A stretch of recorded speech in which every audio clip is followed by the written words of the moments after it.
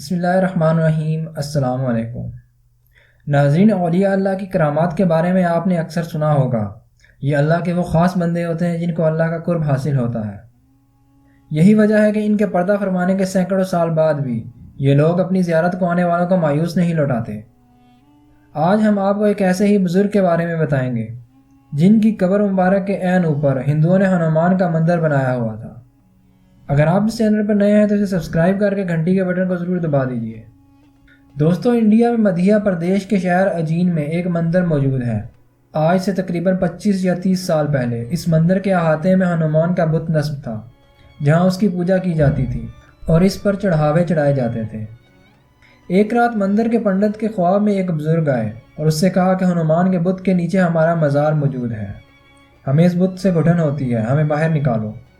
اس پنڈت نے اس خواب کو نظر انداز کیا اور اس کا تذکرہ کسی سے بھی نہیں کیا۔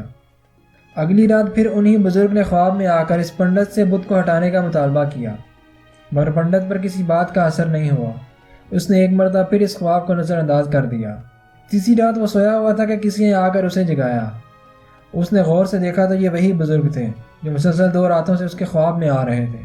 آج اس کے سامنے بڑے غصے کی حالت میں موجود تھے۔ بزرگ نے انتہائی جلال اور سخت الفاظ میں اپنی بات کو دہرایا اور غائب ہو گئے۔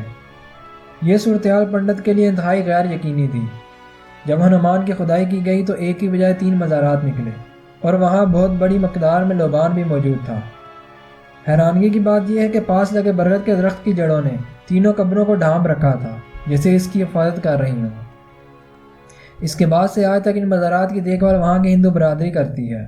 دوستو، اگر آپ کو یہ ویڈیو پسند آئے تو لائک کر کے شیئر ضرور کر دیجیے گا، اور اس واقعے کے بارے میں آپ کیا رائے رکھتے ہیں ہمیں کمنٹ میں ضرور بتائیے گا۔